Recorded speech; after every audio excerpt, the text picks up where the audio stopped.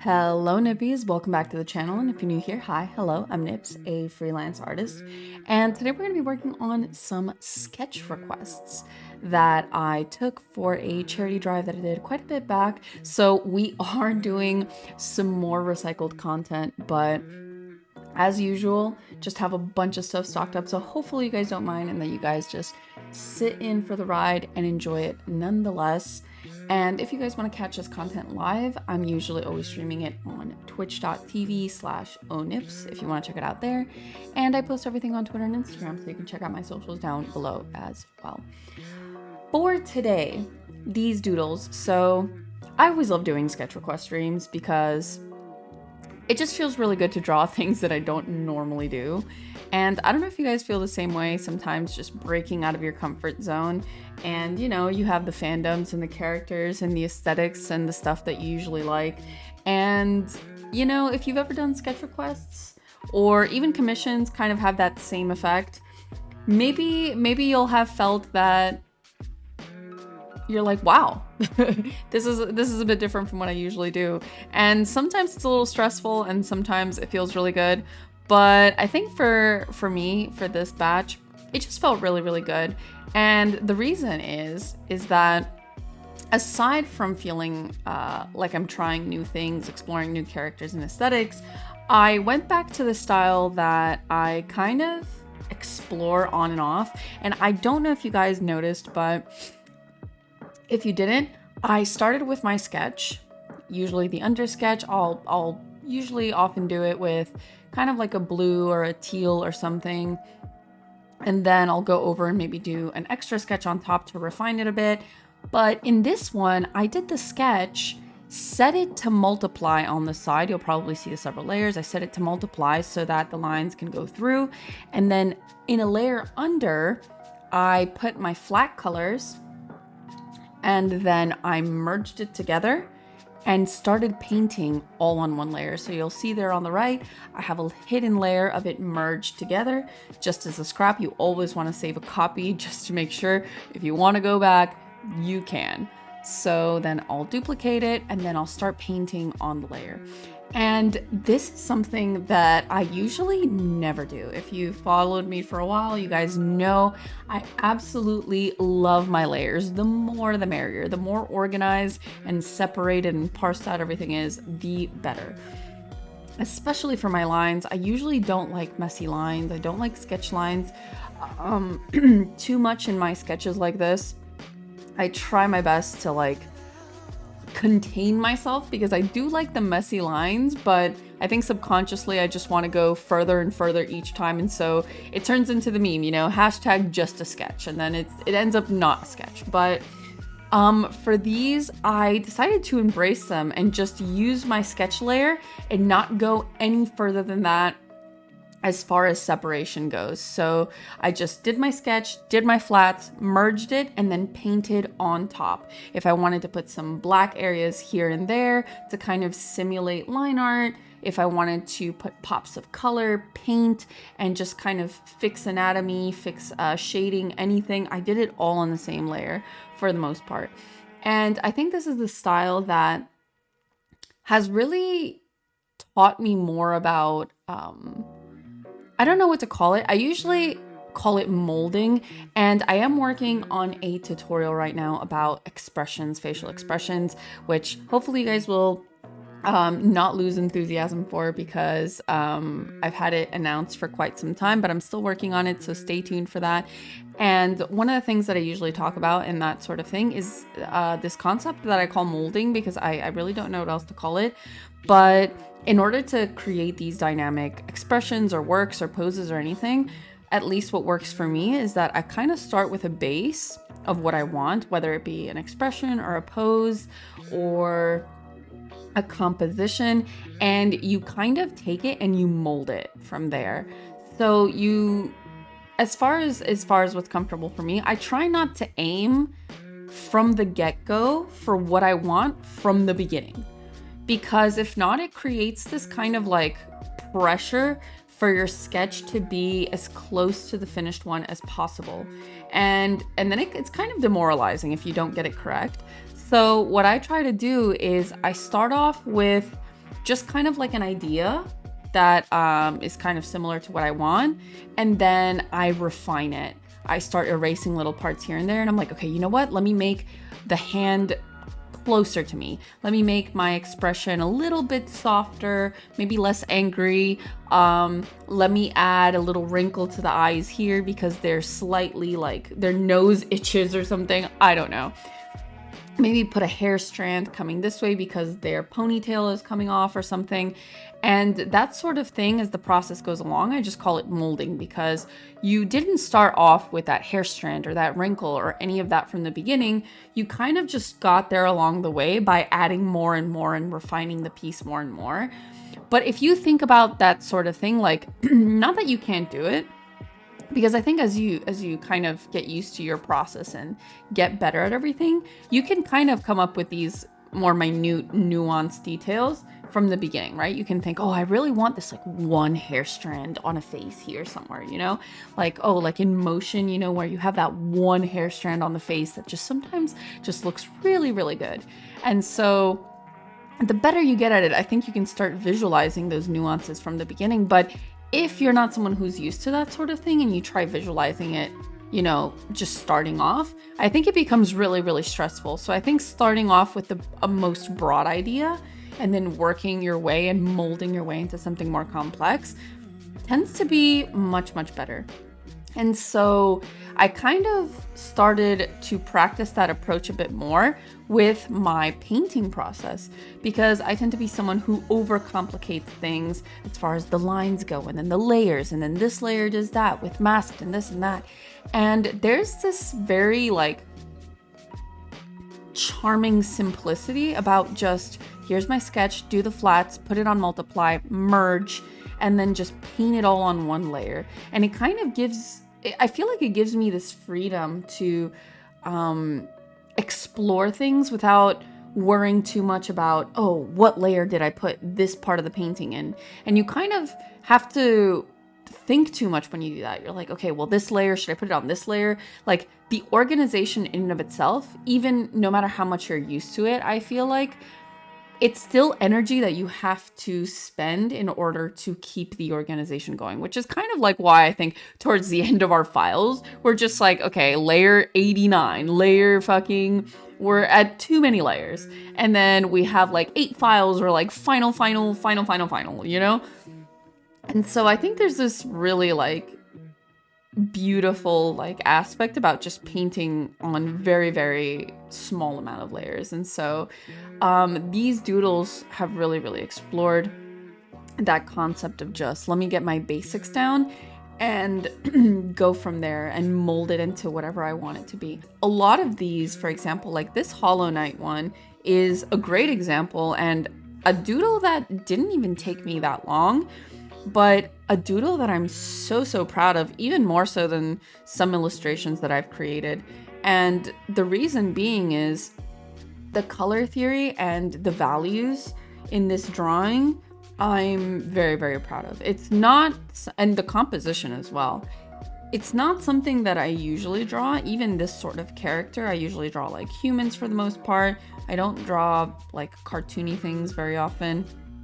And so there's so many things that are just outside of my comfort zone that just kind of, I feel like I got lucky. I just kind of high rolled into it, but not putting all of these things in so many separate layers, I think allowed me to be more free with the painting rather than focusing so much on like, oh, but this is on this layer, that is on that layer. I gotta put the shadow here. Oh, I already did the line art here, but I want to change the cape. So let me go back to the line art layer and fix that so that I can go back to my flats and then fix the flats. And there's so many things going on. So as the sketches went on, I felt like I just got so much more done, and it felt so much more free than I usually work on. And as I say that, the irony of it all, because this one specifically took me way longer than the other ones. And this one, I will say, was pretty deliberate. I did say I wanted to take my time on this one. It was still half painted like the other ones. I think if I remember correctly, this one did have like an extra sketch layer for refinement, because I think I really liked how the original sketch came out and I didn't want to ruin it. And so sometimes when I'm doing these sketch requests, or I'm doing kind of like these more looser doodles, sometimes I'll get selfish and I'll tell chat that I'm going to be selfish. I'm going to take longer on this piece, even though I know I probably shouldn't. And so this was one of them, because I just absolutely loved the vibe of the sketch, the initial kind of composition, and the idea that I had in mind was already so fun, just kind of having her leaning on the wall with the very warm backlighting and the rim lighting and everything. And I was just like way too excited about this piece. And so I decided to be a little bit selfish and indulge in taking more time than not.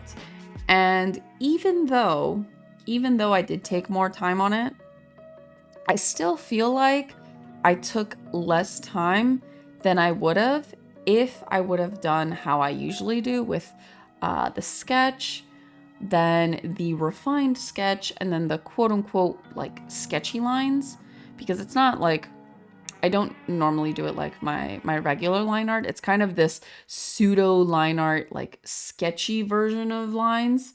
I don't know if any of those phrases made any sense, but it's that kind of like that style that isn't quite there. Like it's not entirely finished. It's just kind of like you're slacking a little bit, but it still doesn't look bad. But it's also not your final form. You know, we all have a final form, okay?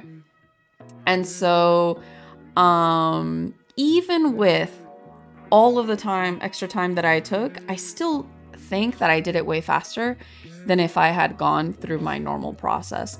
And I think a lot of that has to do with the fact that I didn't have to worry so much about refining every single line, which is kind of what happens to me when I go with my normal process.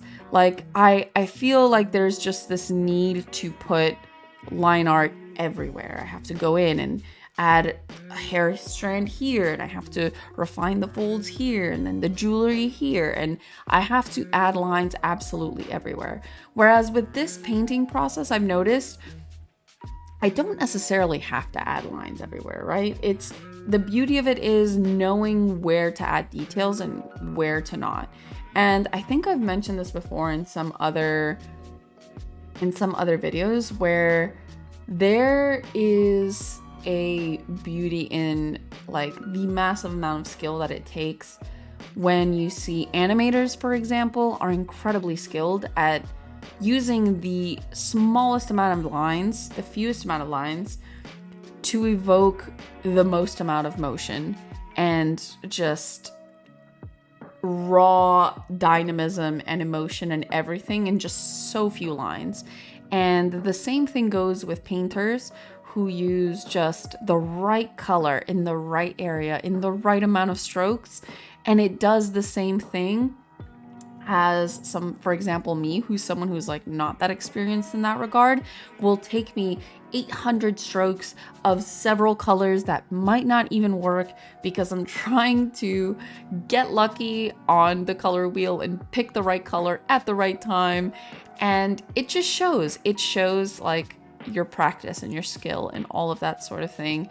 And so I never realized until I started doing this sort of sketch style how good of a practice it is for you to know, okay, I don't need to put lines here. I don't need to flesh out the details here because the area of focus of this painting is in this specific area. And over here, you know what? We can leave it kind of unrefined, you know, put a couple colors here and there, and the eye, it's an illusion. The eye will fill in the rest, right? And instead of what I usually do, which is I need to put line arts everywhere. I need to refine every single detail everywhere. I need to make every single part of the piece saturated and stick out and everything. When in reality, it's not that that's not beautiful and that's incorrect, because at the end of the day, it's about how you want to paint it and how you want to do things, and everything is subjective. There's no correct way. But at least for me personally, I would like to learn. I would like to learn how to do that sort of thing and be able to control my colors and my values, my line weights, and my rendering and all of this sort of thing properly. And I'm excited. I'm excited that I pulled out this style again, and I'm kind of exploring it a little bit more. And yeah, let me know what you guys do down below. I know there's so many different ways everybody sketches, whether it be with, you know, straight to line art, or they do their flat colors first and then their lines, or they sketch and then do another sketch, or they sketch and do colors and then line art and then go back to their sketch. And it's pretty awesome how everybody has a different process that works for them. And sometimes I'll see processes from other people that might help me. And so you kind of try that out, and then you realize that you're one of those people too. So let me know down below what processes work for you. If you have tried this or if you haven't before, what works for you. I'm interested. I'm curious. I want to know. But yes, and so another thing that I really wanted to try, and you'll see in some of the backgrounds here that I do kind of try it a bit, is just different textured brushes. I did it a little bit in the Hollow Knight one and also in the Eiji one in the background, where you see this kind of brushy texture to emulate the ink and the Sumi ink. And you'll see a little bit here. I tried my best. I kind of blurred it out because I wanted the focus to be more on her, but I want to start exploring more textured brushes. I have like 3 brushes that I really, really love, and I find it so hard to stray away from those.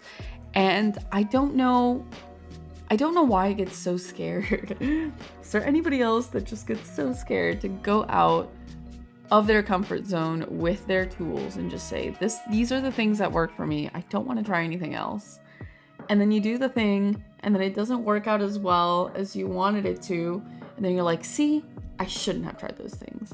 But in reality, I need to convince myself every time that it is a good thing to try new things. I enjoy trying the new thing until the new thing doesn't go as I planned, and then I hate it. But then I still like it, but then I hate it.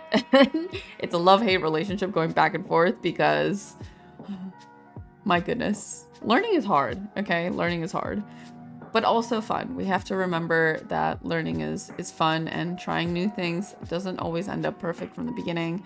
But once you get the hang of it and you keep exploring and we stay curious, we gotta stay curious, and always learning, willing to try new things, then that's when we grow the fastest and the best and the most natural, right?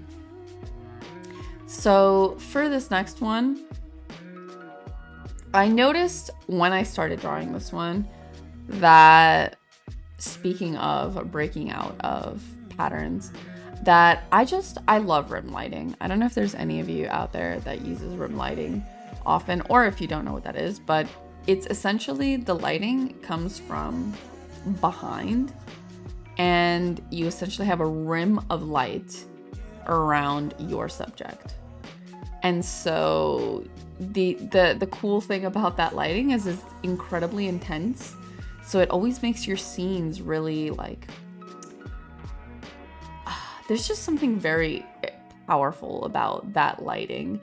And so you'll see that I have it there for the Smooth Soloist and the Hollow Knight one, and then I'm doing it here again for the Jabami one.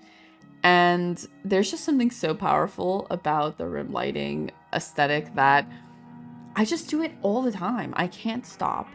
And one of the things is that it's very, very easy to do. And it just looks so good every time. You put it on, you slap it on, and it's like your piece bumps up a couple points very, very easily. And I think part of me has gotten very spoiled by this lighting setting because it's, compared to the other lighting styles, it is pretty simple to do. You just, if you're going digital, you can easily just put a multiply layer on top of your subject, pick a couple cool colors, maybe a gradient here and there, and then just kind of erase the edges, put an extreme color, put it on color dodge, on linear dodge, anything, put it on the outside, and you're essentially done, right? Maybe put some like sparks of color on the subject that glow, like in this example, Jabami's eyes are glowing, so you erase them and then it kind of like pops within the darkness of the lights and stuff. And it's just such a cool way to make your piece look, you know, make it pop without doing too much.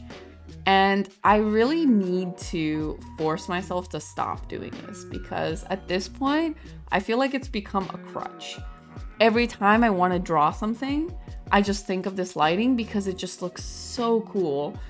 And it's so easy to do that I really need to. So this is a mental reminder. And if you're out there and you're struggling with this too, listen to me. We can do this. We can break out of this cycle, okay? Not saying we need to stop, but also maybe we need to stop just a little bit, just for now, okay?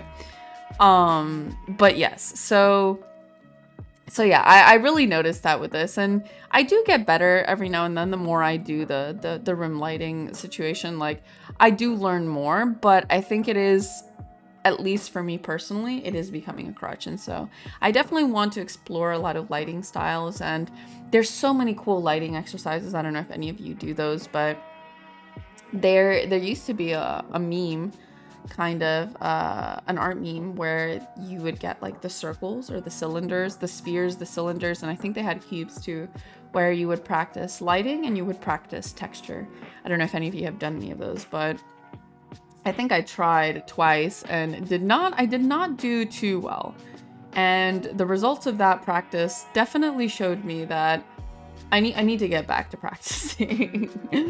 But yeah, I think maybe we need to explore those again. There's some really cool lighting studies if you do human subjects or animal subjects.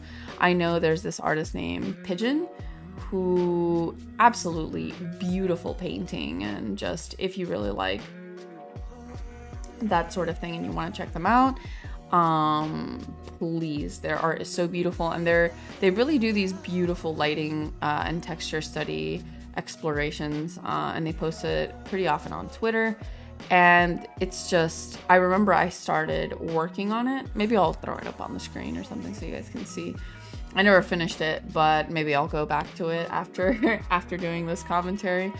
But they do these very, very cool like lighting scenarios with their subjects. They do stylization practice, and it's always really, really inspiring to look at that sort of thing and remind yourself, you know, to kind of get out of autopilot, you know, when you can. And that's kind of the subject of this whole video, right? The whole commentary is getting out of autopilot, trying new things, getting out of your comfort zone in order to push yourself to learn and not, you know, kind of do the same thing over and over again, yeah?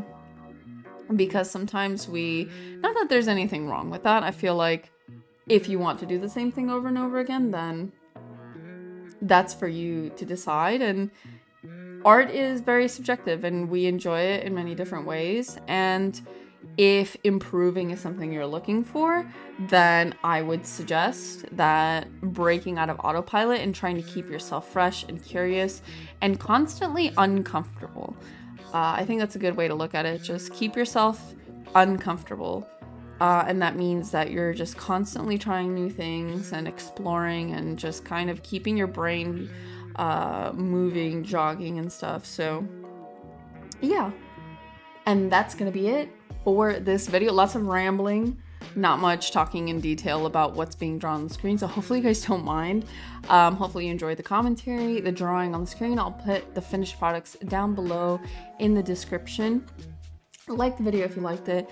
Subscribe, join the Nippy family. The more, the merrier. Comment down below. Let me know what your process is like. Let me know what you thought about the video as well, if you have any thoughts.